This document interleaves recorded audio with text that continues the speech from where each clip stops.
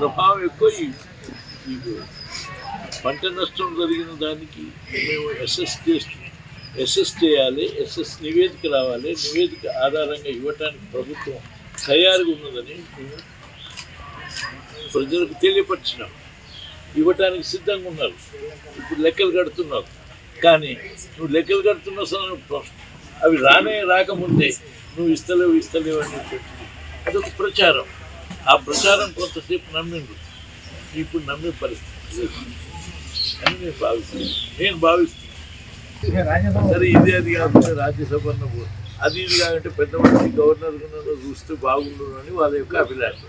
కానీ మీ అందరికి చెప్పారంటే ఇంత ఆశ వద్దు అని మీకందరికి నిరూపించడానికి మనకి ఏది వద్దు అని చెప్పాను. ఇది అర్థం వద్దు. అది ఇక మనకి ఇన్ని పదవులు చూసినాము. 5 నెలల ముఖ్యమంత్రి ఉప ముఖ్యమంత్రి 5 నెలల ముఖ్యమంత్రి అది ఏది అవసరం లేదు. ఇప్పుడు మీరు అందరు గౌరవంగా ఉండి మీకు తగిన సలహాలు ఇస్తే అందుకు అనుగుణంగా పనిచేసి ప్రజా సమస్యలు పరిష్కరిస్తే నేను సంతోషిస్తా, మీకు తోడుగా ఉన్నాను. దట్ అది కూడా ఏంటంటే మీరు ఇది సవ్యంగా వ్యవహరించకపోతే నేను కష్టం.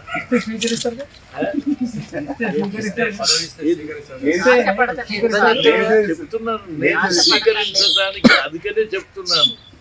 నేను స్వీకరించాలంటే ఎందుకు స్వీకరించాలి, అవునా అవసరమా, అది నేను స్వీకరించాలంటే పార్లమెంట్ అభ్యర్థి స్వీకరించబోయే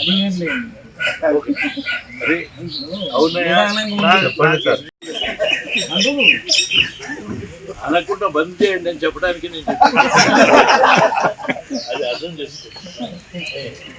అదే అంచేత నాకు అవసరం లేదు. కానీ మరి ఏంటంటే అంటే నాకు అవసరం లేదని పరిగెత్తుకొచ్చినంటే ఒకవేళ నువ్వు కింద పడి అయ్యో నన్ను ఎమ్మడిపడి తరుగుతున్నారు కొడుతున్నారు అని అంటే నిన్ను కాపాడటానికి రావాల్సిన దానికైతే వస్తాను. ఆ విధంగా కానీ ఏదో నాకేదో కావాలని ఎమ్మడిపడి తిరగటానికి రాను. ఇది అర్థం చేసుకుంటాను. చూడండి, దాని కొరకు ప్రయత్నం చేయటం కూడా కుదరదు.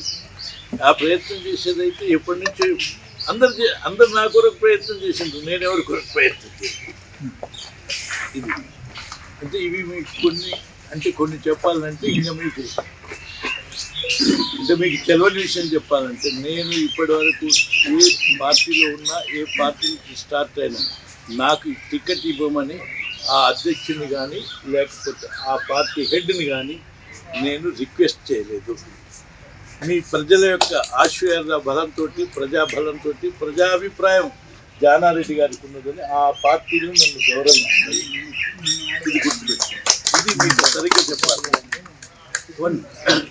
రెండోది, ఏ ముఖ్యమంత్రి దగ్గర ఎప్పుడు నేను ఆ ప్రభుత్వంలో 4 శాసనసభ్యులను తీసుకుపోయి కానీ లేక నేనుగా పోయి కానీ నాకు మంత్రి పదవి ఏదన్నా ప్రయత్నం చేయమని నేను కనీసం అడగనిటువంటి వాడు ఈ రాష్ట్రంలో జానారెడ్డి అనేటువంటి విషయం మీ అందరికీ తెలిస్తే చాలా ఇది గర్వకారణం. మీకు ఎప్పుడైనా ఎవరినైనా అడిగి అంటే టికెట్ అడగలే, మంత్రి పదవి అడగలే, కానీ ప్రజలను అడిగినాను, ఓటు అడిగినాను. నన్ను ఒక అభ్యర్థిగా నిర్ణయించింది. That's all. ఒకవేళ ప్రజలు ఏదన్నా నన్ను తిరస్కరించినారనుకో, ఏ కారణం చేస్తున్నాను, వాళ్ళని ప్రేమించడం మానలే నేను. కానీ వాళ్ళు ఓటు వేయకుండా నన్ను ప్రేమించడం మానలే ఈ ప్రాంత ప్రజలు. ఓటు వేయకపోయినా దమ్ముకున్నా, అదే వేయకపోయినా కానీ మన జానారెడ్డి అని గౌరవించింది, ప్రేమించింది, అది కంటిన్యూ అవుతుంది. అది సంతోషం. అసలైన తొలి వెలుగు. ఫాలో వాట్సాప్ @తొలి వెలుగు official.